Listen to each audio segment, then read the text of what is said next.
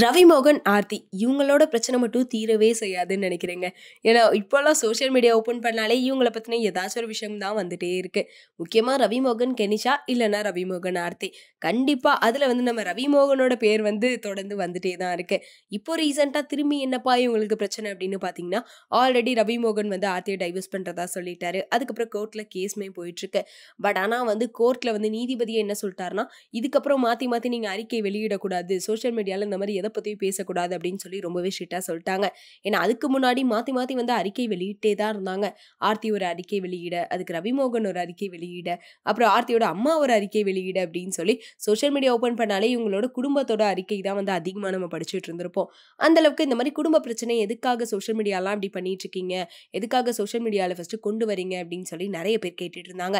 அது மட்டும் இல்லாம இன்னொரு ஒரு குற்றச்சாட்டு என்ன அப்படின்னு பார்த்தீங்கன்னா, ரவிமோகன் வந்து அவரோட பசங்கள கண்டுக்கறது இல்ல அப்படின்ற மாரி ஆர்த்தி வந்து சொல்லியிருந்தாங்க. ஆனா இப்போ ரீசென்ட்டா வந்து ரவிமோகனோட பெரிய பையன் ஆரவ்க்கு வந்து பர்த்டே வந்து செலிப்ரேட் பண்ணியிருக்காங்க. அத வந்து ரவிமோகன் தான் வந்து செலிப்ரேட் பண்ணியிருக்காரு போயிட்டு. அது மட்டும் இல்லாம 2 பசங்க கூட ஃபோட்டோஸ்மே எடுத்திருக்காரு.